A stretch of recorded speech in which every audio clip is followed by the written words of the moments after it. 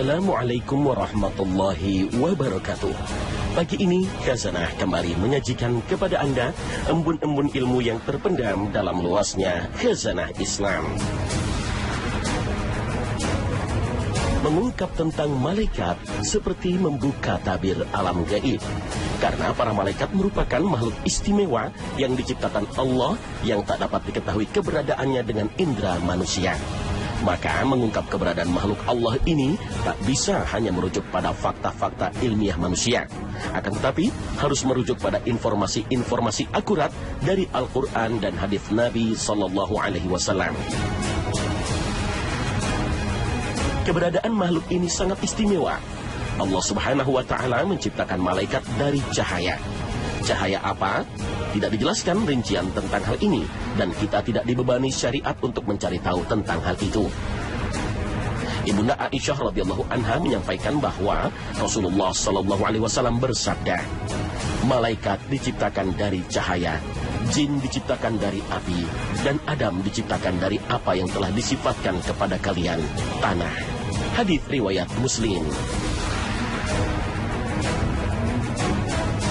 Makhluk yang tidak dianugerahi syahwat, tidak makan dan tidak minum ini tentu saja memiliki kecenderungan yang berbeda dengan kecenderungan manusia dan jin.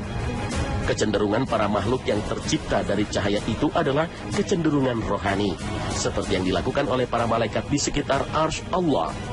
Mereka bertasbih, memuji Allah Subhanahu wa Ta'ala, memohonkan ampunan untuk orang-orang yang beriman. Mereka berdoa, ya Tuhan kami, rahmat dan ilmu yang ada padamu meliputi segala sesuatu. Maka berilah ampunan kepada orang-orang yang bertobat dan mengikuti jalan agamamu, dan peliharalah mereka dari azab neraka yang menyala-nyala. Al-Quran Surah Ghafir ayat 7. Demikian pula yang dilakukan malaikat-malaikat lain. Hampir saja langit itu pecah dari sebelah atasnya karena kebesaran Allah, dan malaikat-malaikat bertasbih memuji Tuhannya dan memohonkan ampunan untuk orang yang ada di bumi. Ingatlah, sesungguhnya Allah dialah yang maha pengampun, maha penyayang. Al-Quran Surah Asy-Syura ayat 5. Tasbih di sini tidak terbatas pada ucapan, tetapi juga sikap dan perbuatan. Ada di antara mereka yang berdiri dan yang ruku. Ada yang sujud, ada yang bertawaf mengelilingi Al-Baitul Ma'mur, ada yang bersolawat untuk Nabi Muhammad SAW, serta ada juga yang terus beristighfar untuk orang-orang mukmin. Itu semua mereka lakukan tanpa jemu dan tanpa henti. Dalam pengabdian itu mereka sangat teratur, bahkan melakukannya dengan bersaf-saf. Dan sesungguhnya kami selalu teratur dalam barisan dalam melaksanakan perintah Allah, dan sungguh kami benar-benar terus bertasbih kepada Allah. Al-Quran Surah As-Saffat ayat 165 hingga 166. Informasi tentang wujud para malaikat ini pun juga terbatas. Dari keterangan hadis Nabi bisa diketahui tak semua alam malaikat dan seluk-beluknya diizinkan Allah untuk diinformasikan oleh Nabi pada umatnya. Hal ini bisa kita lihat dari ungkapan Nabi sendiri saat menyampaikan ukuran fisik malaikat pemikul arsy Allah Subhanahu wa Ta'ala dalam sabdanya, aku diizinkan untuk menceritakan tentang salah satu malaikat Allah pemikul arsy, yaitu antara daun telinga dengan pundaknya sejauh 700 tahun perjalanan. Hadis riwayat Abu Daud. Berdasarkan keterangan dari Nabi SAW ini, jika dihitung dengan perhitungan sekarang, panjang pundaknya malaikat pemikul arsy Allah lebih dari 10 juta kilometer. Padahal panjang bumi hanya sekitar 6 juta kilometer lebih. Artinya, panjang pundak malaikat pemikul arsy sekitar 2 kali panjang bumi. Dengan begitu, lebar badannya bisa mencapai 20 juta kilometer. Belum terhitung lebar lehernya, bisa lebih dari 4 kali panjang bumi. Sulit dibayangkan makhluk sebesar ini wujudnya seperti apa. Salah satu dari pemikul arsy itu adalah Israfil, sang peniup sangkakala. Tahukah Anda besarnya sangkakala itu? Diameternya saja sebesar antara langit dan bumi. Sedangkan jarak langit dan bumi adalah 500 tahun perjalanan dengan kuda yang tercepat. Rasulullah bersabda, apakah kalian tahu berapa jarak antara langit dan bumi? Kami para sahabat menjawab, Allah dan Rasulnya lah yang lebih mengetahui. Beliau bersabda, jarak langit dan bumi adalah perjalanan 500 tahun. Hadits riwayat Abu Daud dan lainnya. Bayangkan betapa agungnya penciptaan malaikat pemikul arsy. Jika postur para malaikat begitu besar dan jumlahnya sangat banyak, tentu membutuhkan tempat yang sangat besar dan luas. Lalu di mana mereka tinggal? Berdasarkan keterangan Al-Quran, kita bisa mengetahui bahwa para malaikat itu tinggal di seluruh lapisan langit. Allah Subhanahu wa Ta'ala berfirman, berapapun banyaknya malaikat di langit, syafaat mereka tidak akan berguna sedikit pun, kecuali setelah Allah mengizinkan bagi orang yang Dia kehendaki dan ridhai. Al-Quran Surah An-Najm ayat 26. Saat Nabi SAW mi'raj ke langit didampingi malaikat Jibril alaihissalam, malaikat Jibril meminta izin untuk dibukakan setiap pintu langit dari 7 langit yang diciptakan Allah Subhanahu wa Ta'ala. Hal ini berarti setiap lapisan langit menjadi tempat tinggalnya para malaikat, dan pintu langit pun dijaga oleh makhluk mulia ini. Setelah mencapai langit ke-7 saat mi'raj, Rasulullah SAW bersabda, kemudian aku dibawa naik ke Baitul Ma'mur. Setiap hari ada 70.000 malaikat yang masuk ke sana. Setelah keluar dari sana, mereka tidak kembali lagi. Hadits riwayat Bukhari dan Muslim. Baitul Ma'mur adalah tempat para malaikat bertawaf di langit. Ia seperti Ka'bah untuk tawaf manusia di bumi. Mengutip pemaparan Ibnu As-Sakir, Ibnu Katsir menyebutkan, pada suatu hari Rasulullah SAW bersabda kepada para sahabatnya, langit bergemuruh dan ia berhak untuk bergemuruh. Tak satu pun tempat berpijak di langit, kecuali di atasnya ada malaikat yang sedang ruku atau sujud. Kemudian Rasulullah SAW membaca ayat, tiada seorang pun di antara kami malaikat, melainkan memiliki kedudukan tertentu. Sesungguhnya kami benar-benar bersaf-saf dalam menunaikan perintah Allah. Sesungguhnya kami benar-benar bertasbih kepada Allah. Al-Quran Surah As-Saffat ayat 164 hingga 166. Dari tempat yang tinggi inilah para malaikat turun ke berbagai belahan bumi dalam berbagai kesempatan. Turun dan naiknya para malaikat inilah yang disebut dengan nuzul, uruj, atau su'ud, yang berarti turun dan naik. Allah Subhanahu wa Ta'ala berfirman, pada malam itu, malaikat-malaikat dan malaikat Jibril turun dengan izin Tuhannya untuk mengatur segala urusan. Al-Quran Surah Al-Qadr ayat 4. Pada malam Lailatul Qadar, malam kemuliaan, para malaikat turun dipimpin oleh Jibril Al-Amin dari langit menuju hamba-hamba Allah yang sedang melaksanakan sholat. Mereka datang memberikan berkah, kabar gembira, dan kebaikan kepada para hamba Allah yang beribadah.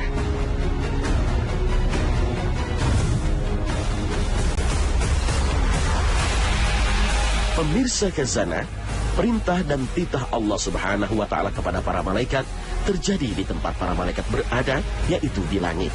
Langit yang disebut Allah Subhanahu wa Ta'ala berlapis 7, tak ada yang bisa memasuki areal dan wilayah khusus ini kecuali mendapat izin dari Allah Subhanahu wa Ta'ala. Namun ada makhluk lain yang memiliki kemampuan bergerak seperti malaikat, yaitu para jin dan setan. Beberapa riwayat menyebutkan dahulu sebelum diutus Nabi Muhammad SAW, jin dan setan dengan mudah naik ke langit dengan bebas untuk mencuri-curi dengar pembicaraan para malaikat. Perbincangan para malaikat tentang informasi perintah Allah Subhanahu wa Ta'ala kepada mereka. Itulah informasi yang dicuri jin. Lalu disampaikanlah informasi itu pada para dukun dan tukang ramal di bumi. Oleh karena itu, perdukunan pada masa sebelum Nabi Muhammad SAW sangatlah populer, selalu mendapat tempat yang mulia di masyarakat. Namun setelah Muhammad SAW diutus Allah sebagai Rasul, para jin itu kaget karena mendapati langit telah dijaga ketat oleh barisan para malaikat. Setiap kali mereka mencoba melintasi langit, para malaikat melempari bola api, sehingga membuat mereka banyak yang binasa. Hal ini diakui oleh para setan dan jin seperti yang difirmankan Allah Subhanahu wa Ta'ala. Dan sesungguhnya kami dahulu dapat menduduki beberapa tempat di langit itu untuk mendengar-dengarkan berita-beritanya. Tetapi sekarang barang siapa yang mencoba mendengarkan seperti itu, tentu akan menjumpai panah api yang mengintai untuk membakarnya. Dan sesungguhnya kami tidak mengetahui dengan adanya penjagaan itu, apakah keburukan yang dikehendaki bagi orang yang di bumi, ataukah Tuhan mereka menghendaki kebaikan bagi mereka. Al-Quran Surah Al-Jin ayat 9 hingga 10. Lalu apa yang diperbincangkan para malaikat dengan sesamanya di langit sehingga menarik minat para jin dan setan? Dan bagaimana pula cara jin dan setan mencuri dengar pembicaraan para malaikat di langit? Rasul Shallallahu Alaihi Wasallam menginformasikan pada kita dalam sabdanya, apabila Allah Subhanahu Wa Taala menetapkan suatu ketetapan, para malaikat merendahkan sayap mereka, bertanda tunduk pada ketetapannya, bagaikan rantai yang menyentuh batu yang halus, serta takut kepadanya. Maka apabila ketakutan mereka telah reda, sebagian mereka bertanya kepada sebagian yang lain, apa yang disampaikan Tuhan? Maka yang ini menjawab kepada yang bertanya. Ketika itu para jin yang mencuri-curi pendengaran dalam keadaan seperti ini, perawi hadis itu menunjukkan tangan kanannya dengan merenggangkan jari-jarinya satu di atas yang lain. Ketika itu boleh jadi yang mencuri pendengaran terkena semburan api sehingga membakarnya. Dan boleh jadi pula ia luput dari semburannya sehingga ia menyampaikan kepada jin yang ada di bawahnya, dan akhirnya sampai ke bumi dan diterima oleh tukang sihir, lalu ia berbohong 100 kebohongan dan ia percaya. Hadis riwayat Bukhari. Dalam hadis ini diterangkan bagaimana proses jin dalam mencari berita-berita gaib, yaitu dengan bertengger satu di atas yang lainnya, seperti pertunjukan orang manjat pinang atau seperti seni binaraga yang dilakukan di sekolah-sekolah, yaitu dengan cara 5 orang di bawah, lalu pada tingkat kedua naik 4 orang, kemudian pada tingkat berikut 3 orang, dan begitulah seterusnya. Lalu informasi seperti apa yang mereka cari? Mereka mencari berita gaib yang dari perkataan Allah kepada para malaikat. Saat para malaikat menerima perintah Allah Subhanahu Wa Taala untuk melakukan tugas tertentu, lalu perintah Allah itu menjadi perbincangan para malaikat. Mereka saling berkomunikasi antara satu dengan yang lainnya. Maka melalui percakapan malaikat ini, jin dan setan menguping dan mencuri dengar. Hasilnya mereka sampaikan kepada mitranya dari kalangan dukun dan peramal. Inilah yang difirmankan Allah Subhanahu Wa Taala dalam surat Asy-Syu'ara. Apakah akan aku beritakan kepadamu kepada siapa setan-setan itu turun? Mereka turun kepada setiap pendusta lagi banyak dosa. Al-Quran surah Asy-Syu'ara ayat 221 dan 222. Upaya mencuri berita ini tidak mudah, karena Allah menjadikan sebagian bintang sebagai pelempar para jin dan setan yang berusaha mencuri dengar berita langit tersebut. Jika ada yang lolos dan selamat dari lemparan bintang berapi, mereka mencuri satu kalimat dari berita langit. Artinya, mereka tidak mengetahui secara detail atau seutuhnya tentang berita langit tersebut. Lalu berita tersebut mereka campur dengan 100 kedustaan. Maka adanya manusia yang mempercayai dukun adalah gara-gara tidak melihat kebohongannya dan hanya mengingat satu kalimat yang terdapat 100 kebohongan itu. Lalu kalimat yang satu tersebut diekspos kemana-mana, namun tidak mengekspos kebohongannya yang begitu banyak. Dulu sebagian sahabat Nabi pun sempat terkecoh dengan informasi dukun yang terkadang benar. Maka para sahabat bertanya kepada Rasulullah SAW tentang dukun. Jawab beliau, tidak perlu percaya. Lalu sahabat bertanya lagi, wahai Rasulullah, sesungguhnya mereka kadang-kadang memberitahu kita sesuatu yang benar terbukti. Rasulullah kembali menjawab, itu adalah sebuah kalimat yang benar yang dicuri oleh jin. Lalu ia bisikan ke telinga pembantunya, dukun. Kemudian ia campur dengan 100 kebohongan.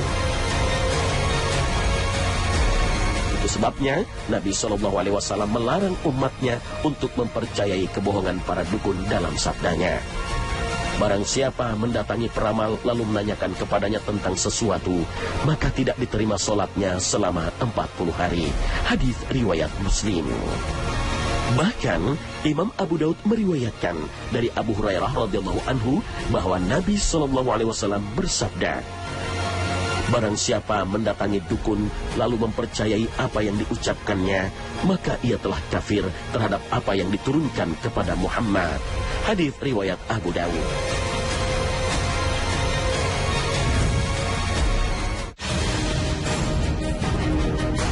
Pemirsa Khazanah, langit yang setiap hari kita pandang sesungguhnya menyimpan banyak misteri.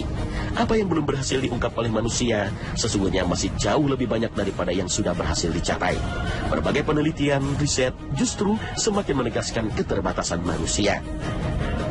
Setiap manusia berhasil mengungkap sesuatu yang baru, saat itu juga mereka berhadapan dengan misteri baru. Maka disinilah Islam menuntun manusia. Jika berhadapan dengan hal-hal gaib yang manusia buta informasi tentangnya, maka hanya wahyulah satu-satunya kebenaran yang bisa diandalkan. Baik wahyu Allah berupa Al-Quran atau yang disampaikan melalui lisan dan kalimat nabinya, Al-Hadith. Salah satu informasi langit yang dikabarkan kepada manusia adalah Lauh Mahfuz, pusat data yang paling terjaga keamanan dan kerahasiaannya, termasuk dari para malaikat dan para nabi yang dekat sekalipun. Pusat data yang menyimpan segala sesuatu tentang informasi bumi dan langit, jauh sebelum keduanya diciptakan. Lauh Mahfuz berkaitan dengan takdir Allah untuk setiap dan semua makhluk. Sebelum Allah Azza wa Jalla menciptakan semua makhluk, Allah sudah mengetahui apa yang akan dilakukan oleh setiap makhluk. Kemudian pada masa 50.000 tahun sebelum Allah menciptakan langit dan bumi, Allah menciptakan qalam atau pena. Lalu diperintahkannya qalam untuk menulis semua takdir. Hal ini dapat kita pahami dari kedua hadis berikut ini. Allah menulis takdir pada makhluk 50.000 tahun sebelum diciptakannya semua langit dan bumi. Hadis riwayat Muslim. Yang pertama yang diciptakan oleh Allah adalah pena. Allah berfirman, tulislah. Pena menjawab, apa yang aku tulis? Allah berfirman, tulislah takdir yang telah terjadi dan akan terjadi selamanya. Hadis riwayat Tirmizi. Hal ini juga telah Allah terangkan di dalam Al-Quran. Tiada suatu bencana pun yang menimpa di bumi dan tidak pula pada dirimu sendiri, melainkan telah tertulis dalam kitab Lauh Mahfuz sebelum kami menciptakannya. Sesungguhnya Allah mengetahuinya, apa saja yang ada di langit dan di bumi. Bahwasanya yang demikian itu terdapat dalam sebuah kitab Lauh Mahfuz. Sesungguhnya yang demikian itu amat mudah bagi Allah. Al-Quran Surah Al-Hajj ayat 70. Pada saat itu hanya ada Allah dan tidak ada apapun sebelumnya. Singgasananya di atas air, menulis semuanya dan menciptakan langit dan bumi. Hadis riwayat Bukhari. Menurut Ibnu Hajari yang memberi penjelasan hadis Bukhari ini, Allah menulis semuanya di Lauh Mahfuz. Secara bahasa, Lauh Mahfuz terdiri dari dua kata, Lauh dan Mahfuz. Lauh pada masa dahulu dikenal sebagai sebuah bidang papan atau tulang yang biasa digunakan untuk menuliskan sesuatu. Papan dan tulang itu hanya disebut lauh jika sudah ditulisi. Sedangkan qalam adalah alat tulis atau pena. Dulu biasanya dalam qalam berupa bulu unggas yang dipakai untuk menulis, setelah sebelumnya dicelupkan ke tinta terlebih dahulu. Atau bisa juga berupa sebatang ranting atau kayu yang diruncingkan untuk menggores lauh. Sedangkan mahfuz berarti terjaga. Sebagian ulama mengartikannya terjaga dari penambahan dan pengurangan. Sebagian lain memaknai terlindungi dari intervensi setan. Tentang Lauh Mahfuz dan pena yang telah menulisnya ada sebuah riwayat dari Ibnu Abbas. Beliau berkata, sesungguhnya Allah menciptakan Lauh Mahfuz dari mutiara putih. Kedua sampulnya dari permata yakut merah. Bagian atasnya terkait dengan Al-Arsh atau singgasana Allah. Panjangnya seperti jarak langit dan bumi, dan lebarnya seperti jarak antara timur dan barat. Sedangkan alat tulisnya atau yang disebut juga qalamnya berupa cahaya, dan tulisannya juga cahaya. Dalam sehari, Allah melihatnya sebanyak 360 kali. Dan setiap itu, Allah Ta'ala memberi kehidupan dan mencabut nyawa, menciptakan dan memberi makan, meninggikan dan merendahkan, dan melakukan apa yang dikehendakinya. Setiap catatan takdir yang ada di Lauh Mahfuz akan dititahkan Allah melalui malaikat. Hingga setelah perintah Allah terucap, maka para malaikat memperbincangkan perintah itu satu sama lain. Isi perbincangan inilah yang selalu diincar para jin untuk diinformasikan pada mitranya, para dukun di bumi. Dengan begitu, Allah Subhanahu wa Ta'ala tak pernah lalai, apalagi tertidur. Setiap waktu terus mengurus makhluknya. Allah Subhanahu wa Ta'ala berfirman, setiap hari Dia dalam kesibukan. Al-Quran Surah Ar-Rahman ayat 29.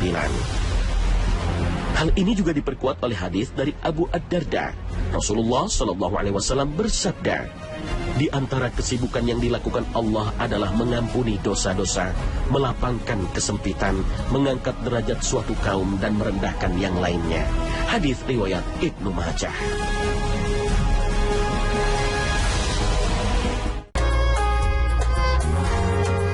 Rasul SAW bersabda, kunci perkara gaib itu ada 5. Tidak ada seorang pun yang mengetahuinya melainkan Allah Ta'ala. Tidak ada seorang pun yang mengetahui apa yang akan terjadi esok selain Allah Ta'ala. Dan tidak ada seorang pun mengetahui apa yang ada di dalam kandungan selain Allah Ta'ala. Dan tidak ada seorang pun yang mengetahui kapan terjadinya hari kiamat selain Allah Ta'ala. Dan tidak ada seorang pun yang mengetahui di bumi mana dia akan mati selain Allah Ta'ala. Dan tidak seorang pun yang mengetahui kapan hujan akan turun selain Allah Ta'ala. Hadis riwayat Bukhari dan Ahmad. Nah, pemirsa Khazanah, sampai di sini perjumpaan kita hari ini. Terima kasih atas perhatian Anda. Wassalamualaikum warahmatullahi wabarakatuh.